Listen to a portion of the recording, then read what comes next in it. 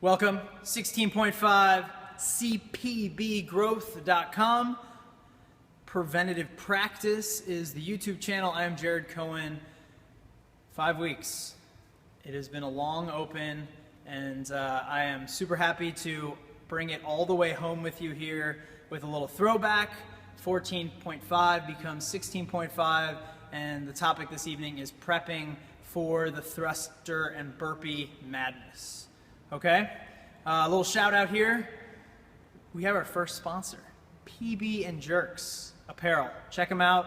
Really awesome quality t-shirts. Primarily, they're mainly women apparel at the moment, but go check out pbandjerks.com.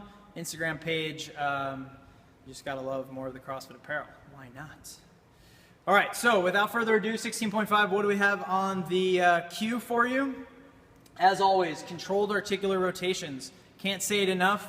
If you're unsure of what that is at this point in time, go back to some of the older videos, go to the main page for my YouTube channel, and the one playlist that is there is all of your controlled articular rotations. That's just your daily due diligence. That should become like what you just do first thing when you wake up. So that's how you dust things off, and then we get into point specifics. Okay?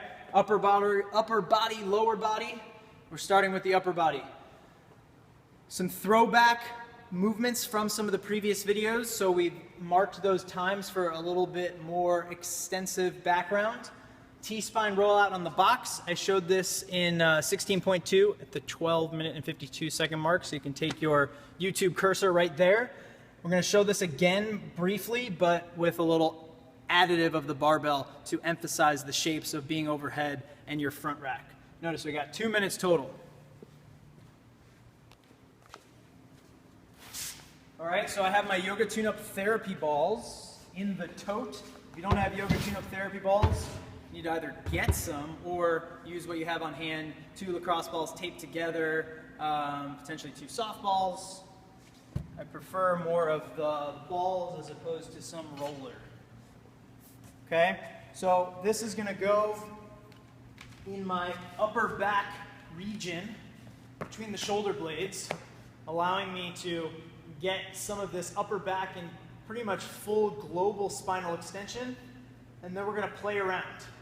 I want to start wide. Notice I have this underhand grip, emphasizing that external rotation that I'm looking for when overhead, and now I layer on some rolling vertically while getting some extra load and prepping this ideal overhead position, totally wound up here.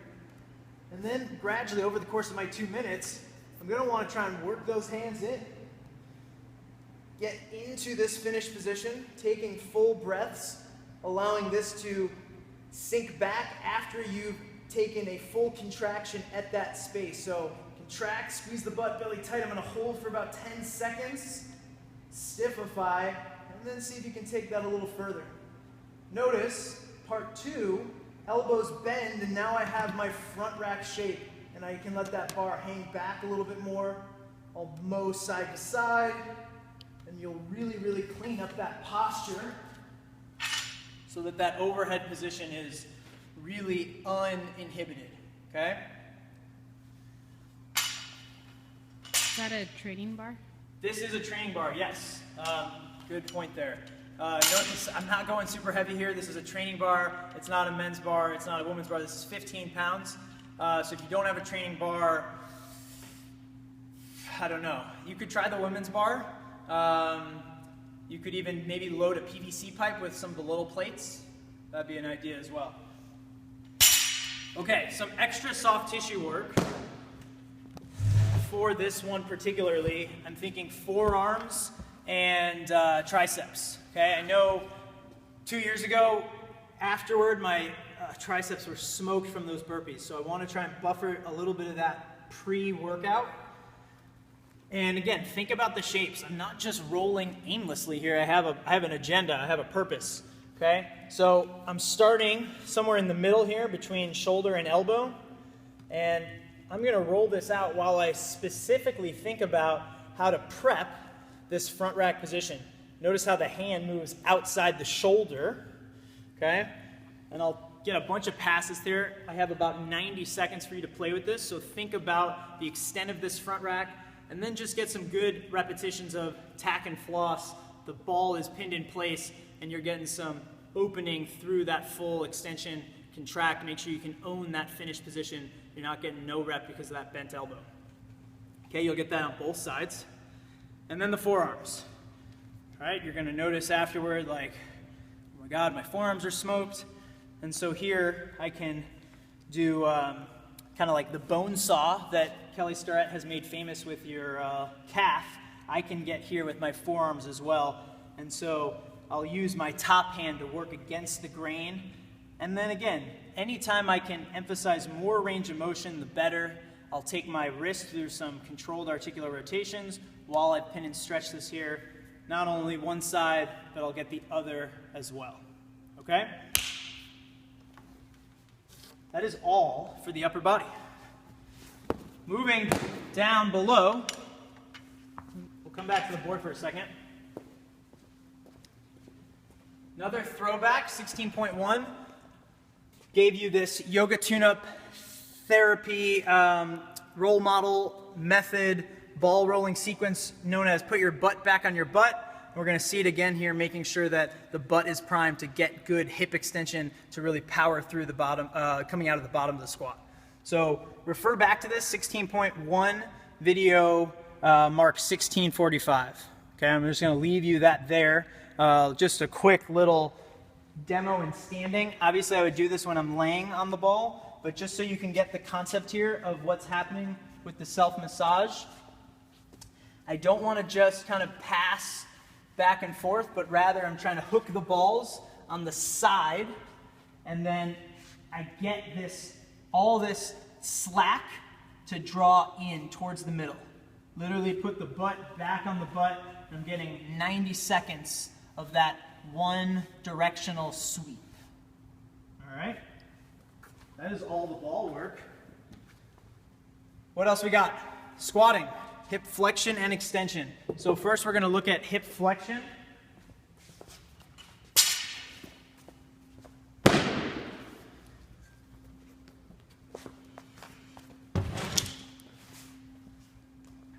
This is for the joint capsule of trying to approximate getting that hip more centrated in the socket.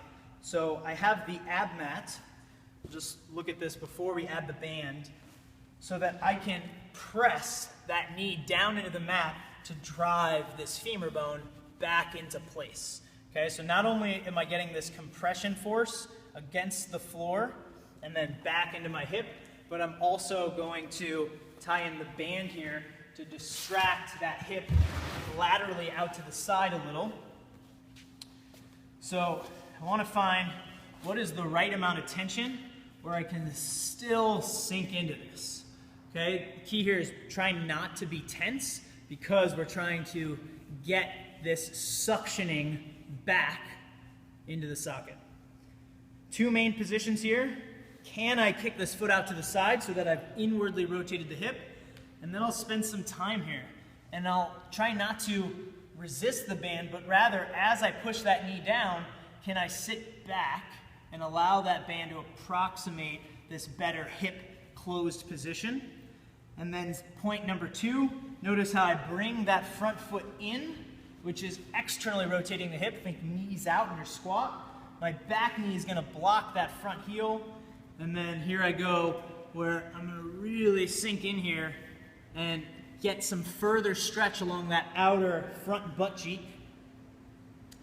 And don't resist the band. Allow yourself to lean in the direction of the band.